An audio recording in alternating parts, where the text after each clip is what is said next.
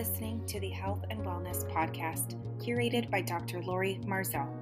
Dr. Marzell is a primary care physician that combines the wisdom of natural medicine with modern medicine to help facilitate the body's inherent ability to restore and maintain optimal health. She focuses on evidence-based nutritional therapy for food allergies and in bioidentical hormone replacement. She is a twice published author, a long-standing member of the North American Menopause Society, and a certified menopause practitioner. We are on a mission to empower you with the knowledge and expertise that Dr. Marzell has earned throughout her career. We hope you enjoy and want to thank you for being with us today. Without further ado, here's Dr. Marzell. Enjoy the show. Today I'd like to talk a little bit about breast cancer and breast health. So maybe one extreme to the other. Instead of talking about cancer, which so many women are frightened of, and reasonably so, maybe we can talk about some things to help keep healthy breast and prevent breast cancer. Now, women usually think that what it takes to prevent breast cancer is doing mammograms, sometimes yearly, sometimes every other year, self-examination where they try and feel to see if there's any lumps or bumps there. These things will pick up, and if done regularly, early cancer, of course. But they really don't do anything to prevent cancer from occurring in the first place. So let's examine what type of things tend to cause cancer and what you can do to prevent that to begin with. Now, there's 10 different kinds of breast cancer. So some of them are very, very genetically prone. Years ago, we did not have genetic tools to evaluate if you may have genes which very heavily predispose you to developing breast cancer. Now we do have gene studies which are good. So if you have ovarian cancer or breast cancer in a family member that is really close, especially like a mother, an aunt or something like that, it may benefit you to see if you carry genes that may predispose you to developing cancer. Again, now there are some cancers such as BRCA where you are almost guaranteed to develop breast cancer, and then in cases like that, it may be good to protect the person's life to have a mastectomy. This will prevent any breast cancers from occurring by just simply removing the breast tissues. That's the most, that's not a really great option, and but it's only in the case of people who are very, very predisposed to developing breast cancer. So let's talk about the average woman.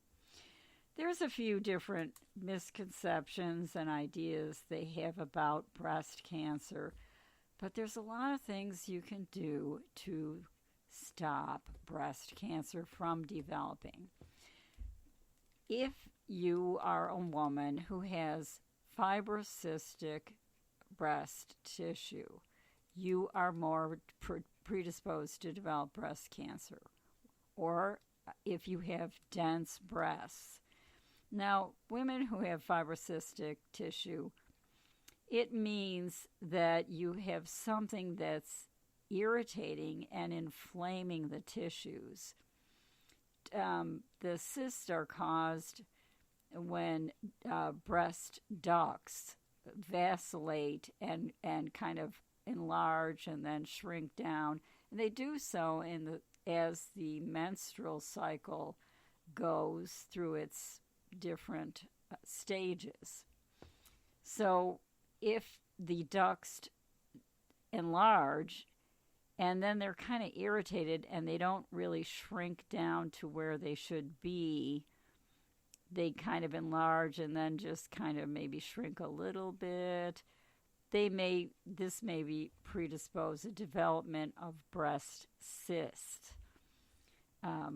If you are a woman who has breast cysts or firm breast tissue or dense breasts or painful breast is another indication that you have breast tissue irritation going on and inflammation. Tissues which have chronic inflammation are predisposed to developing cancer. It's one of the factors. So what can we do about it? There is a lot you can do about it, actually. Let's talk about, I do want to mention hormones, but I kind of I guess I might as well go ahead and mention hormones.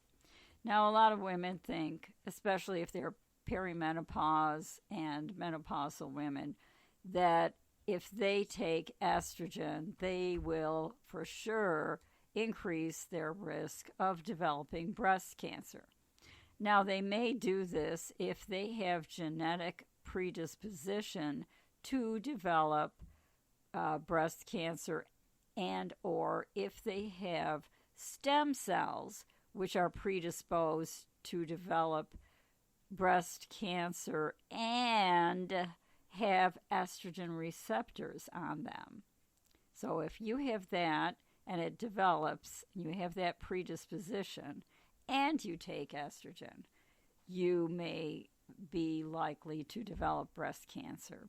However, estrogen on its own does not necessarily increase breast cancer.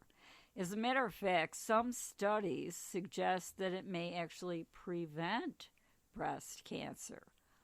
Are you shocked to hear this? I'm not kidding. Let's talk about the Women's Health Initiative study. Now, a lot of people got the wrong impression for misinterpretation of the Women's Health Initiative study. It was published, I think it was in 2003, and it was where women were given an estrogen. It wasn't a natural estrogen, but nevertheless, it was an estrogen.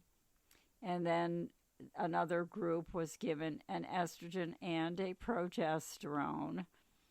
Again, not natural ones, but nevertheless, for all intents and purposes, let's just say that they are estrogen and progesterone. And then you had an arm of the study, which is women who were on no hormones.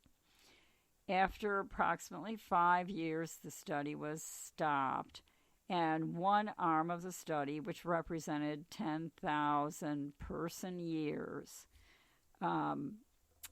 women developed breast cancer if they were on no hormones at all. They developed 30 cases of breast cancer per 10,000 person years. The other arm with estrogen and progesterone developed 38 cases of breast cancer per 10,000. And the arm of the study that had women on estrogen only did not develop 38 cases. They did not develop 30. As a matter of fact, they developed less breast cancer than women in the no hormone arm of the study.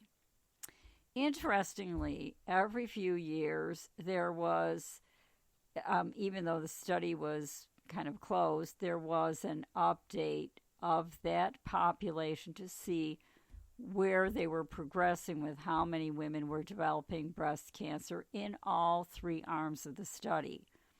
So this has been going on for almost a number of years, almost 20 years or so.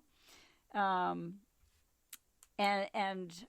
when they looked at the proportion, every single time that these studies were done of these different 3 arms of the study, every time the women who were in the estrogen-only group consistently had less breast cancer than women who were in the no hormone group. So isn't that interesting? Now, everybody knows that estrogen stimulates breast tissue and progesterone stimulates breast tissue. Actually, progesterone stimulates it a lot.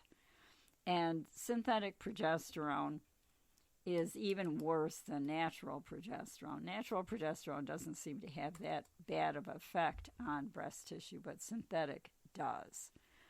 So to me, it makes perfect sense that if you give a woman estrogen and progesterone at the same time, wouldn't you expect to have more breast irritation, breast enlargement, and probably more breast cancer?